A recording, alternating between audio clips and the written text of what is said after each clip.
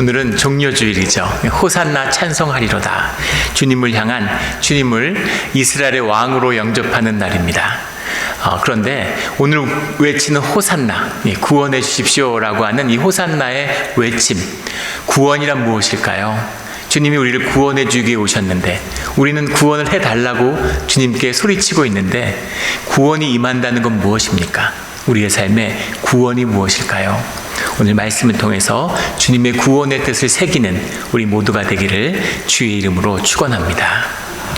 오늘 21장 1절부터의 말씀, 그들이 예루살렘에 가까이 와서 감람산 벳박에 이르렀을 때 예수께서 두 제자를 보내시며, 또 주님이 감람산에 머무르는 것으로, 성경에 나오는 아나돗, 또 주님이 기도하셨던 겟세마네, 모두 다 감람산 안에 있는 것이죠.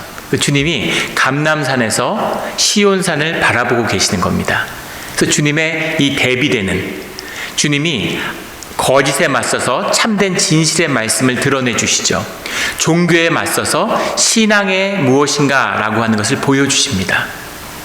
또 종교의 의에 맞서서 하나님께 드리는 의의 순종이 무엇인지를 보여주시죠.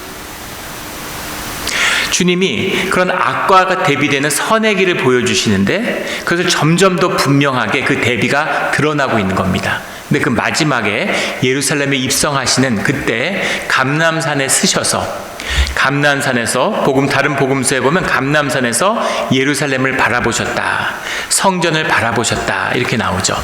바라봤다라는 말의 원뜻은 이 대립해서 섰다, 전열을 이뤘다 이런 뜻입니다. 전쟁터에서 전열보병이 쓰는 것처럼 앞에 딱 전선을 이루고 서 있는 거예요. 감람산에 이르셔서 감람산에서 예루살렘에 있는 시온산을 바라보고 계신 겁니다. 시온산과 감람산이 마주보고 있는 거죠. 근데 주님이 주시는 말씀의 뜻은 분명합니다. 감람산에 서야 있고, 감람산이 주님의 뜻을 이어가는, 주님의 뜻과 함께하는 곳이 감람산이라는 것이죠. 그렇게 시온산이 무너지는 겁니다. 주님이 임하면 이사야 선지자의 말씀이 선포되고 예수님이 예루살렘에 찾아오시니까 예루살렘과 성전이 무너지고 바벨론의 유수가 시작되었죠. 예수님이 예루살렘에 찾아오시니까 예수님의 말씀이 임하고, 그 다음에 주후 70년에 완전히 예루살렘이 무너짐으로, 성전에 벽돌 하나 남겨놓지 않고 다 무너짐으로 성전이 인류의 역사에서 예루살렘 성전이 완전히 사라졌습니다. 이것이 주님이 우리를 구원해 오시는, 우리의 구원을 위해서 오시는 자리지만 동시에 주님이 임하시는 것은 심판이다, 종교를 향한 심판이다 라는 뜻을 분명히 말씀하고 있는 것이죠. 그래서 주님은 감람산, 말씀의 동산 감람산에 서서 예루살렘 성전의 동상 시온산을 바라보고 계시는 거죠. 감람산이라고 하는 것이 가지는 말씀의 의미는 이제 다윗의 죽음 이후에 솔로몬의 시대에서 시작되는 것이죠. 다윗 때에는 대제사장이 2명이었습니다. 우리가 잘 알고 있는 사독과 아비아달이죠. 아비아달은 다윗이 사울을 피해서 도망다니던 시절에 사울의 그 보복을 당해서 다윗을 도와줬다는 이유로 아버지가 이제 죽임을 당하죠. 아히멜렉이 84명의 제사장이 노베서 몰살을 당합니다. 이 이야기를 굉장히 중요하게 성경이 기록하고 있죠. 그 이유는 무엇이냐면 거기서 살아남은 자가 아비아달이기 때문입니다. 그래서 아비아달이 다윗 시대의 대제사장이 되었습니다. 사독과 함께. 그런데 아비아달은 이 솔로몬이 왕이 되는 것을 반대했어요. 솔로몬의 미움을 받고 쫓겨나지만 죽음은 당하지 않았습니다. 대제사장직에서 쫓겨난 것이죠.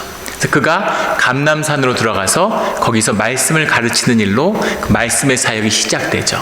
그래서 감람산에서 선지자의 전통, 선지의 전통이 시작되는 겁니다. 예루살렘에 성전이 있고 대제사장이 있고 서기관들이 있고 세상의 권세가 있고, 감람산에는 소탈하고 가난하고 아무것도 가지지 못했지만 주님의 말씀의 뜻을 이어가는 사람들이 감람산에 머물고 있는 것이죠. 주님이 감람산에서 기도하고 감람산에 머무시고 감람산에서 시온산을 바라보시는 겁니다. 이 감람산에서 나온 마지막 선지의 전통이 예레미야죠. 예레미야로서 감람산으로 이어져 내려오던 말씀은 끝이 난 겁니다. 그 말씀이 예수 그리스도를 통해서 다시 감람산 가운데 회복된 겁니다. 주님이 감람산에서 말씀을 가리키고 감람산에서 예루살렘으로 들어가시는 거죠. 우리가 말씀으로 살아가고 말씀을 믿고 살아가는데 감람산에 살고 싶을까요? 시온산에 살고 싶을까요? 마운트 자이온에 살고 싶겠습니까? 올리브 마운틴에 살고 싶겠습니까? 네, 누가 봐도 400년 동안 떵떵거렸던 그런 사독 계열이 되고 싶지 누가 아비아달의 계열에 쓰고 싶겠어요. 그런데 주님이 분명히 말씀하시는 야곱과 에서도 마찬가지죠. 야곱은 주님이 축복하셨다 그러고 야곱과 주님이 함께 하신다 그러는데 야곱 이후에 400년 동안 애굽에서 노예 생활을 했습니다. 에서는 자기 당대의 왕국을 이뤘어요. 자기 당대의 왕이 됐습니다. 그리고 그 에돔의 왕국이 400년 동안 팔레스타인을 다스렸어요. 우리는 성경을 통해 보니까 야곱이 축복받았어. 야곱의 자손 12지파 12형제. 그런데 400년 동안 노예의 길을 가는 것이 축복이겠습니까? 아니면 400년 동안 떵떵거리고 자자손손이 왕으로 누리는 것이 축복이겠습니까? 세상으로 보면 분명히 축복이 보이죠. 그런데 주님이 주시는 축복은 다른 것이라는 겁니다. 말씀의 길이 있고 고난 가운데 어려움 가운데 소박한 길이지만 진리의 길이 있다는 것을 분명히 말씀하고 계시는 거죠. 그래서 마지막에 감람산의 쓰심으로 주님의 심판, 주님의 뜻은 분명히 드러난 것입니다. 성전에 있는 것이 아니라 종교에 있는 것이 아니라 기관에 있는 것이 아니라 교리에 있는 것이 아니라 주님의 살아계시는 말씀의 가르침에 있는 것이다. 말씀을 사는 소박한 삶에 있는 것이다 라는 것을 분명히 증거하고 있는 것이죠. 이 종려주일의 뜻, 우리가 종려주일 하면 사람들이 환호하고 종려나무가지를 막 흔드니까 그걸 봐요. 세상을 보고 현상을 보는 거죠. 종려주일의 그 뜻을 오해하기 쉽습니다. 하지만 주님이 보여주시는 말씀의 뜻은 분명한 것이죠. 그것은 십자가의 길이고 그것은 고난의 길이고 그것은 광야의 길이지만 그것이 생명의 길이고 구원의 길이고 축복의 길이다라는 겁니다. 우리 주님의 길을 걷는 감람산의 길을 걷는 우리 모두가 되기를 주의 이름으로 축원합니다. 그래서 주님이 나귀를 끌어다가 스가랴의 말씀, 그는 겸손하여 나귀 곧 멍에 매는 짐승의 새끼를 탔도다. 고난받는 메시아의 말씀을 성취하려고 하는 것이죠. 고난받는 메시아의 말씀, 이사야의 말씀인데 지금도 유대인들은 이 말씀을 받아들이지 않습니다. 메시아가 무슨 고난을 받아? 메시아가 오면 그때 우리는 제국을 이루는데, 그때 우리가 세상을 다스리며 떵떵거리는데, 우리가 당하는 거 다 갚아줄 텐데. 그런데 주님은 그렇게 오시지 않는 거죠. 고난받는 어린 종으로 나귀를 타고 들어오는 겁니다. 주님이 어린 나귀를 타고 예루살렘에 들어오세요. 예루살렘에 들어오니까 모두 다 나뭇가지를 베어서 흔드는데 종려나무가지를 흔들기 때문에 종려주일이죠. 이 종려나무는 이스라엘의 상징입니다. 마카비 혁명의 상징이기도 하죠. 이 유대인들은 왜 그러는지 마카비 혁명을 잠깐 그 헬라가 팔레스타인 지역을 다스렸는데 헬라 지역의 통치가 흔들리는 사이에 잠깐 반란을 일으켜서 수복했어요. 근데 그거를 막 굉장한 것처럼 떠벌리죠. 70년에 한 번 또 반란을 일으켜서 잠깐 로마를 쫓아냈습니다. 예루살렘에 로마가 주둔하지 않으니까 잠깐 회복할 수 있었죠. 감히 대든 거죠. 참혹한 보복을 당하는데 그때의 봉기를 대단한 것처럼.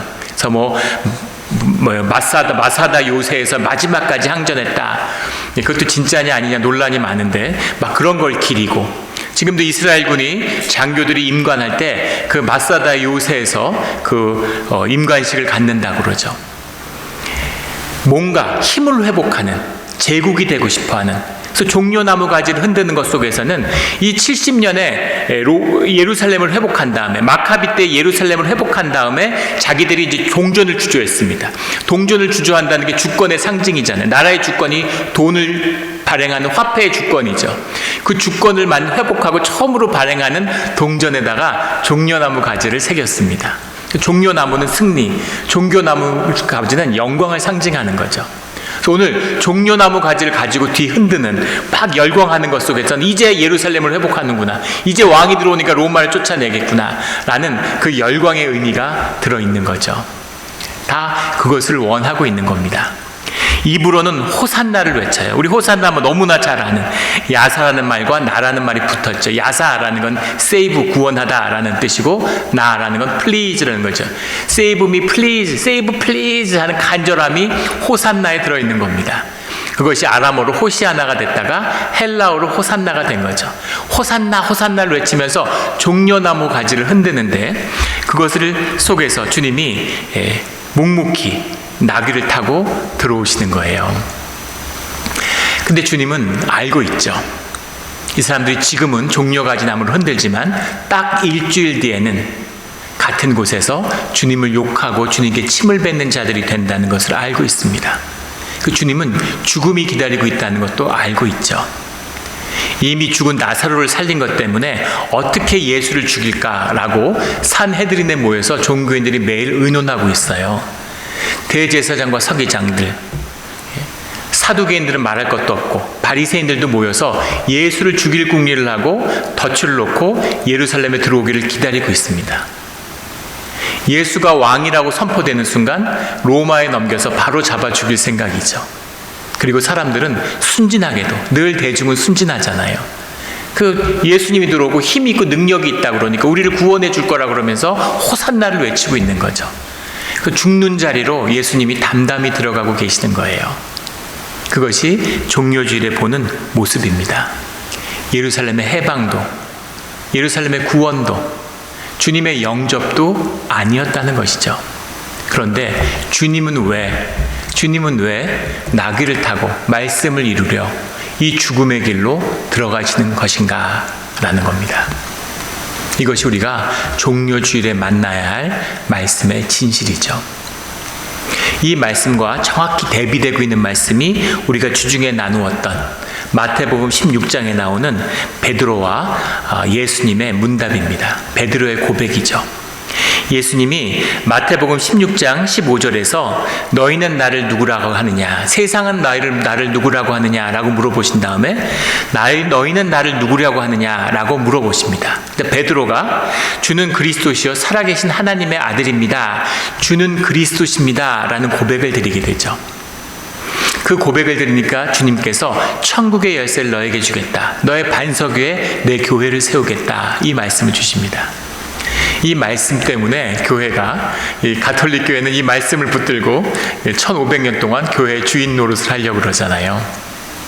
그래서 이 말씀의 뜻이 뭐냐? 베드로에게 준 것이냐 아니냐? 베드로에게 줬다고 나오는데 왜 준 게 아니라고 그래요? 그래서 가톨릭을 교리적으로 이용하니까 그것은 고백에 주어지는 것이다, 교회에 주어진 것이다, 뭐 이런 식으로 여러 가지 논란이 끊이지 않는 말씀이죠. 주님의 말씀의 뜻은 분명합니다. 그것은 베드로의 고백 가운데 주어진, 당연히 베드로에게 주어진 말씀이죠. 근데 우리는 베드로가 이 고백을 했다는 사실에 자꾸 주목해요. 베드로가 주님을 살아계신 그리스도라고 고백했다는 이 사실에 집중합니다. 근데 베드로는 그것을 이때 깨달은 것이 아니라 원래 알고 있었어요. 세례 요한이 예수님이 세례받으러 오는 걸 보고서 나의 주다, 그가 고난받는 어린 양이다, 그가 오는 것을 내가 선포한 거다 라고 예수님의 메시아됨을 선포하죠. 뭘 본 게 아니에요. 뭘 행위를 한 게 아닙니다. 성령이 임하는 걸 보면 메시아인 걸 알겠다고 했는데 성령이 함께하는 걸 내가 보고서 예수님이 메시아인 걸 알았다라고 고백하죠. 예수님을 처음 만났는데 예수님이 메시아인 걸 세례 요한은 알아봤어요. 그리고 세례 요한의 제자였던 안드레가 그 이야기를 듣고 예수님을 영접합니다. 그리고 자기 형한테 가서 이런 분이 계신데 메시아가 이 땅에 왔다고 얘기하니까 그 형이 또 찾아가서 예수님의 제자가 되었죠. 그게 베드로입니다. 베드로는 제자로서의 삶을 시작하기 전에 이미 예수님이 그리스도시고 메시아인지를 알고 있었어요. 그리고 예수님을 따라 나섰습니다. 그리고 3년간 예수님과 함께 했는데 주님이 너희는 나를 누구라고 하느냐라고 물어보시는 거죠. 이 사건의 핵심은 베드로의 대답이 아닙니다. 베드로의 대답은 다 알고 있어요. 제자들 다 알고 있습니다. 제자가 아닌 사람도 알고 있어요. 그런데 이 대답의 핵심은, 이 이야기의 핵심은 뭐냐면 주님이 이때 이것을 물어보셨다는 데 있는 겁니다. 예수님이 물어보셨어요. 너는 나를 누구라고 하느냐? 이것이 관계의 산물이죠. 3년 동안 삶을 살고 3년 동안 함께 한 다음에 물어보는 거예요. 부부가 결혼했는데 서로 좋아하고 평생 함께 하겠다고 해서 서로 반지 교환하고 언약을 맺고 결혼을 해서 부부가 됐는데, 부부가 되고 법적으로 부부지만 아직 부부가 아니죠. 부부가 되기 위해서는 함께 고난을 겪고 함께 광야의 길을 걷고 함께 눈물을 흘리고 함께 자식을 키워가면서 부부가 되어가는 거죠. 그래서 진짜 부부가 되는 겁니다. 교회 한 권사님이 그런 고백을 하세요. 부부싸움을 젊어서 많이 했는데 이제는 부부싸움을 하려고 해도 보니까 너무 머리가 하얘지고 뻐지고 그래갖고 남편이 하도 불쌍해갖고 싸울 수가 없대요. 그거죠. 불쌍해서 못 싸우는 겁니다. 너무 힘이 없어. 너무 힘이 빠지고 너무 머리가 빠졌어. 그렇게 부부가 되어가는 거죠. 함께 삶을 나눔으로, 함께 관계를 맺어감으로 이제 예수님이 물어보시는 거예요. 너는 나를 누구라고 하느냐? 이 말씀의 전제는 나는 나를 누구라고 하느냐? 라고 하는 질문이 주 앞에서 풀려 있는 겁니다. 내가 주의 이름으로 귀신을 쫓고 주의 이름으로 병을 고쳤습니다. 주님은 나는 도무지 너가 누군지 모르겠다, 이렇게 말씀하시는 거죠. 종교인들에게. 주님을 만나고 주님과 함께하고 주님과 울고 웃으며 주님과 하나 되는, 주님의 지체를 이루는 공동체와 반석 위에 서 있는 교회를 이룬 것입니다. 주님은 고백을 하는 거죠. 부부가 3년 살았는데 30년을 살았는데 이제 그런 고백이 임하는 거죠. 나는 당신한테 뭐냐? 라는 고백. 그 고백은 결혼하기 전에도 들었죠. 하지만 이제 부부의 고백이 나올 때, 그때 이 부부는 참된 부부가 되는 거죠. 아이 몰라, 뭐 그런 걸 물어봐, 이러면 안 되고 그 대답이 준비되어 있어야죠. 삶에서 나오는 내 존재의 진실한 그 고백이 임할 때 진짜 부부인 것이 확인되는 거죠. 주님이 3년을 살고 예루살렘의 죽음에 40일 앞둔 시점에서, 사순절의 시작이죠. 근데 주님이 너희는 나를 누구라고 그러니? 주님은 그리스도십니다라는 삶의 고백이 임하니까 주님이 이제 우리는 교회구나. 그리고 십자가의 말씀을 증거하시기 시작하시는 거죠. 내가 십자가의 길로, 죽음의 길로 간다. 누가 그 길을 감당할 수 있겠습니까? 그런데 이제 우리는 교회니까 내 죽음이, 나의 십자가가 너희의 구원이 되겠구나 라는 거죠. 이것이 베드로의 고백의 비밀입니다. 오늘은 정반대의 사건을 보고 있죠. 사람들은 열광해요. 사람들은 종려나무 가지를 흔들어요. 능력 있는 하나님의 종이 왔다고 하니까 막 흔들고 있는데, 그런데 주님은 침묵하고 계시는 겁니다. 주님은 아무 말씀도 안 하세요. 종려나무 가지를 흔드는 그 열광하는 군중 사이에서 우리가 봐야 되는 이 종려 주일의 진실은 무엇이냐면, 중심은 무엇이냐면, 주님은 나귀를 타고 침묵하며 고난받는 메시아의 길을 걸어가고 계시다는 겁니다. 주님은 말씀을 행하세요. 주님은 말씀의 성취를 이뤄내십니다. 주님은 이스라엘의 왕이시죠. 그리고 왕의 회복과 이스라엘의 주권을 보여주고 계시죠. 그런데 그것이 종려가지를 흔드는 예루살렘 사람들에게 아무런 구원이 되지 못했다는 겁니다. 이게 진실이에요. 구원의 소식에 열광한다고 해서, 그 사실을 알고 있다고 해서, 설령 예수님이 와서 예루살렘을 회복하고 로마를 물리친다 해도 그것이 구원이 될 수 없다는 것이죠. 구원은 우리의 삶을 통해서 주님과의 관계 안에서 주님의 십자가를 만날 때만이 우리 안에 구원은 성취될 수 있습니다. 이것이 삶의 진실이고 신앙의 진실이죠. 근데 문제는 뭐냐면 정답을 알고 있어요. 정답을 교리로 배웠습니다. 다 알아요. 어린아이들이 새라는 말을, 개념을 배우면서부터 새를 바라보지 않는다고 그러죠. 새를 안다고 생각하는 거죠. 개념을 알면, 지식을 알면 실제를 외면합니다. 이게 종교의 본질이에요. 종교를 알기 때문에 주님을 외면하는 것이죠. 교회에 처음 오는 날 정답을 알았어요. 심지어 교회를 다니지 않는 사람도 정답을 다 압니다. 그런데 아무런 의미가 없죠. 구원이 못 돼요.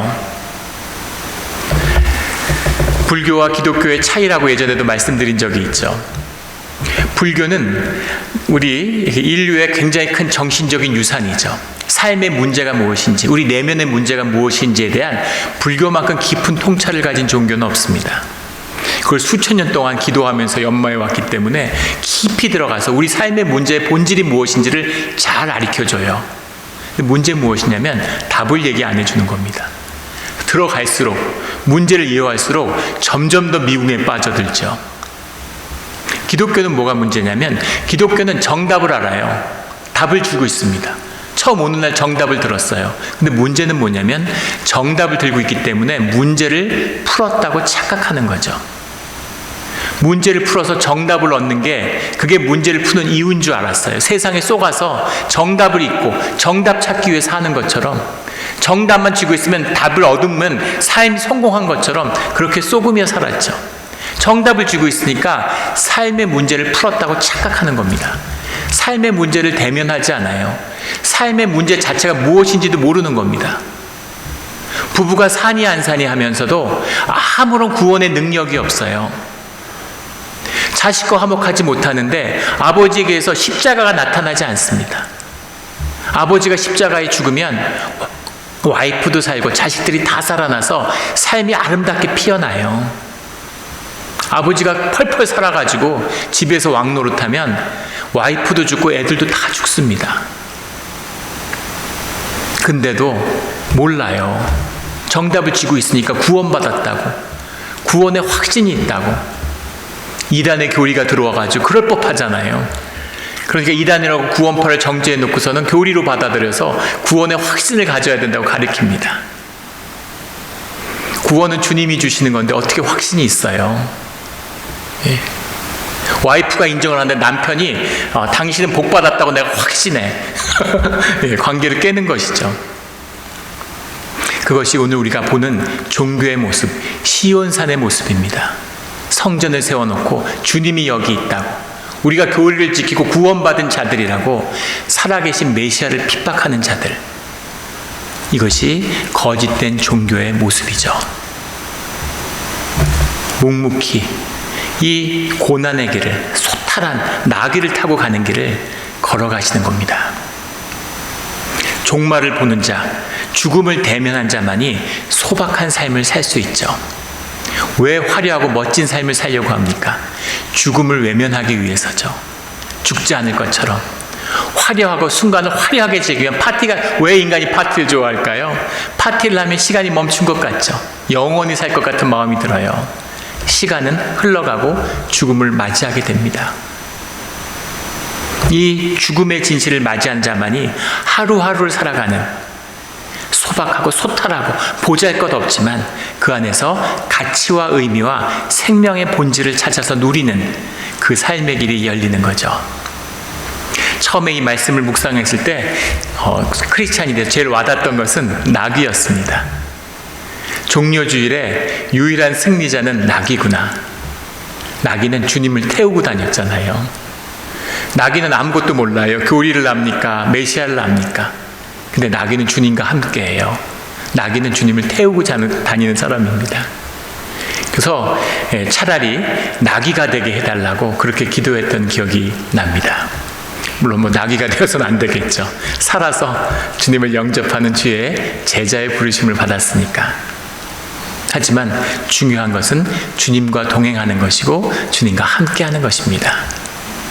이 진실을, 종교를 걷어내고 교리를 걷어내고 살아계신 주님과 함께하는 삶이 썩어지고 보잘것없고 허무하고 생존으로 살아온 그런 비참한 삶이 아니라 주님이 함께하심으로 존귀하고 소탈하고 보잘것없지만 가치 있고 의미 있고 주 안에서 영원히 기억되는 그런 복된 삶을 사는 우리 모두가 되기를 예수 그리스도의 이름으로, 십자가의 이름으로 축원합니다. 아멘.